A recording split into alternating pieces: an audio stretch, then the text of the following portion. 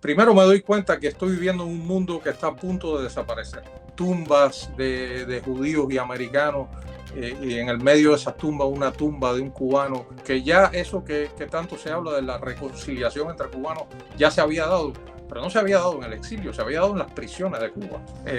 La huelga de hambre no es un suicidio, es en todo caso un asesinato, un homicidio, un asesinato de Estado.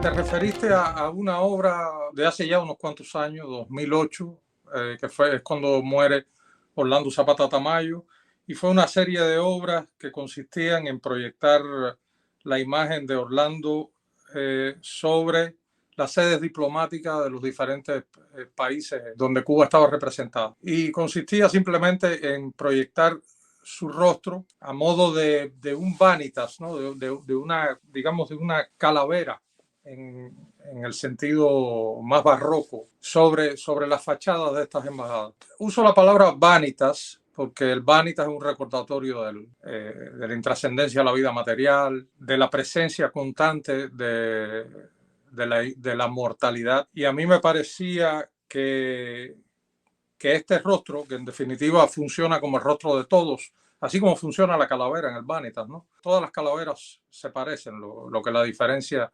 es lo que la cubre, pero cuando las cosas quedan despojadas de estas diferencias, empieza a funcionar la semejanza, ¿no? En este caso. Y el retrato de Orlando Zapata, que es un retrato personal del individuo, se convierte en una catarsis colectiva también, ¿no?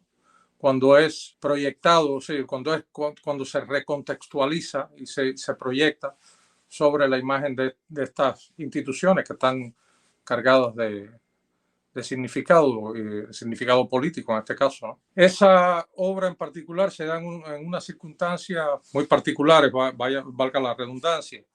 Hay una campaña que se hizo que se llamaba Orlando Zapata Tamayo, yo acuso al gobierno cubano, y en la que participaron varios intelectuales cubanos, pienso ahora en Enrique del Risco, Alexis Romay, había Jorge Salcedo, el poeta que estaba en Boston, todos estábamos en lugares diferentes, y a mí me piden a través de la campaña que genere algún tipo de acto que pueda llamar la atención y sirva como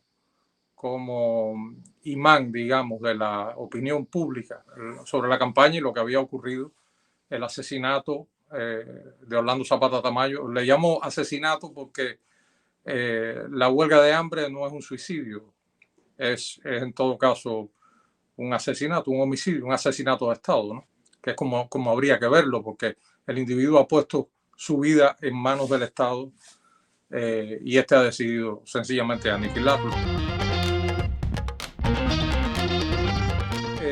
Yo sabía un poco de fotografía y la había aprendido para documentar mi obra pictórica, pero caí en los Estados Unidos en un medio en el que primero me doy cuenta que estoy viviendo en un mundo que está a punto de desaparecer. Y esto, bueno, tuvo su realidad cuando se reanudan las relaciones entre Cuba y Estados Unidos durante la administración de Obama.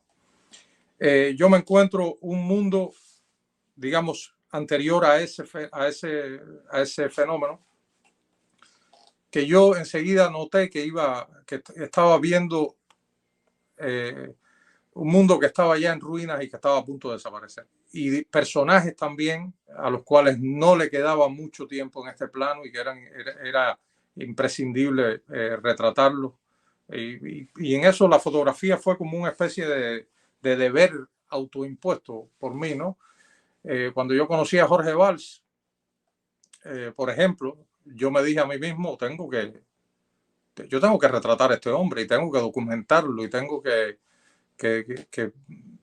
quede un buen testimonio, lograr que quede un testimonio con calidad de este hombre, ¿no? Lo mismo pasó con el resto de los presos políticos y presas políticas en Miami. Y así surgió la idea, o sea, la idea de la fotografía en mí como arte, como ensayo, surge, digamos que paralela a una necesidad mía de contar una historia que yo veía que estaba cambiando, ¿no? No sé si desapareciendo, pero sí cambiando mucho. Y lo otro es, no sé, en series como lo de Cuban Americans, yo me encontré aquí un mundo híbrido, sobre todo en la zona de los Estados Unidos donde vivo, que es la periferia de Nueva York, en lo que es New Jersey, pero está muy cerca a la ciudad de Manhattan, y es donde se han reunido la segunda comunidad más grande de cubanos en los Estados Unidos, probablemente en el mundo. Y empiezo, no sé, a mí me llama la atención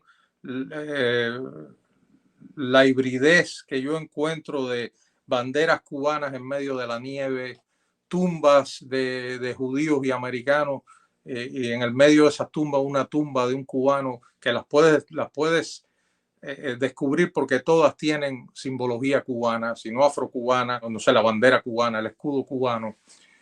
San Lázaro en los portales y cosas así, ¿no? Esa hibridez a mí me parecía que todavía podía ser retratada, era fotogénica, y la fotografía cubana, siempre que se piensa en fotografía cubana, se piensa en la épica, la fotografía épica revolucionaria, la que hicieron Corda, Corrales, y son las fotos de estos grandes héroes, ¿no?, de la revolución. Sin embargo, aquí se podía contar otra historia, que era la historia de, digamos, de las víctimas del heroísmo o supuesto heroísmo de estos personajes. A ver, primero que nada, yo tuve que ganarme la confianza de toda esta gente, que fue una cosa muy difícil. El primer lugar al que empiezo a ir para conectarme con estas personas es la Asociación de Expresos Políticos de New Jersey, de Union City, New Jersey. Estas personas se reúnen ahí todos los miércoles. Las paredes están tapizadas con las fotos de los fusilados por el castrismo. Se reúnen, hablan de la situación de Cuba, cada cual opina, hay un ambiente de mucha libertad, de opinión, etc.